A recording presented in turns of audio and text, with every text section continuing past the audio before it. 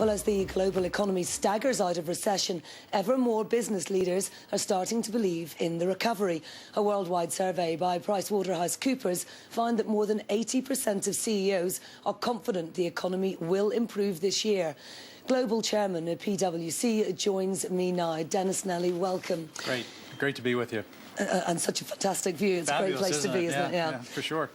Now, talking of nice views, confidence, we're seeing a lot more confidence among the CEOs. Were you surprised by your survey and what it came up with? You know, not really surprised. I mean, the CEOs clearly are feeling much better today than where they were a year ago, and that's not a surprise. You know, a year ago, I think many just were in the survival mode, really dealing with all the uncertainty of what was going on in the economy.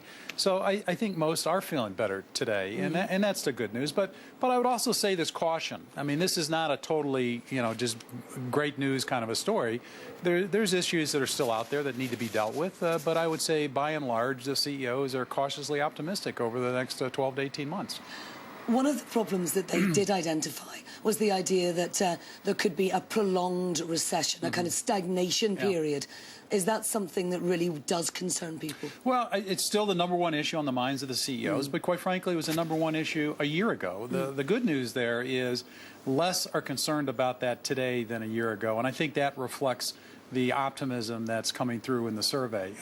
But, most are concerned that the recovery is still fragile and therefore really want to make sure that there's nothing that happens that could really derail, this economic recovery. And I think that's one of the biggest issues out there. One of the biggest issues about what could derail it is regulation over regulation. That's a real concern, isn't it? Well, it is. Regulation is a concern. It always is a concern with the CEOs, quite frankly. But, with all the discussion that has taken place on a country-by-country basis today, and the uncertainty that creates, it's top of mind. One of the things that I think came through loud and clear over the last 12 to 18 months, governments, central banks, regulators, the business community really worked well together on a collaborative way to deal with the financial crisis. And quite frankly, that's the type of action that needs to take place with regard to regulatory reform.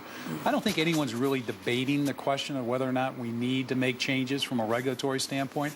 We need to make smart changes, and smart changes come from dealing with a very complex issue that requires the best minds at the table debating the pros and cons of any changes forthcoming, and not allow this to turn out to be what I think could be a populist issue dealing with the short term that may not necessarily fix and address the long-term issues that need to be focused on.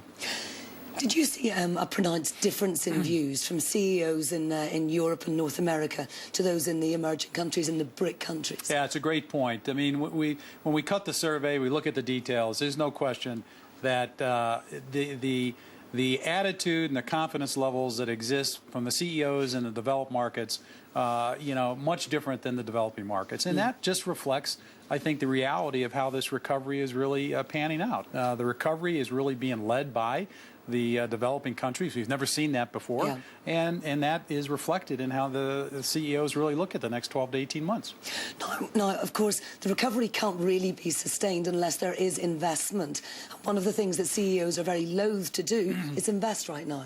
And it's true. I mean, that's why you have to look at the survey results as being cautiously optimistic. Top investment criteria that's being focused on by the CEO community this year continues to be cost management, cost reductions, supply chain improvements, liquidity, balance sheet management, all things that are geared to the short term, not the long term. And I think until that confidence level really comes back in a robust way, you're not going to see the kinds of investments that are really necessary to really drive this economy for the long term. The other issue is hiring. Actually, it was a little bit more positive than I thought it was going to be, but there is still an issue about taking on new employees, isn't there? Very much so. 40% of the CEOs actually said they are planning to hire this year, and that's the good news. The flip side to that is they're not adding jobs in a big way. In fact, the majority of them will be adding jobs in the up to 5% category, which is not indicative of a very robust economy. The other side of it is you still have companies that are, downsizing, and that's one of the real challenges as well. If it might be too early to talk about the legacy of this crisis, but if there is a legacy, is it risk management? People will be much more risk averse. Well, I think there's 3 lessons learned coming out so far anyways, and it's still early. One, back to basics, fundamentals, how you manage a company, how you manage the real nitty-gritty of what has to happen day in and day out. The second issue deals with the whole question of risk management. I think many CEOs felt they were unprepared to deal with the crisis, surprised in many respects, and I think you're seeing an intense focus around the whole area of risk management. And the third, quite frankly, just deals with the fundamental issue of liquidity and leverage. Okay. And those would be the 3 lessons learned, I think, so far. Dennis, Nally, thank you very much indeed.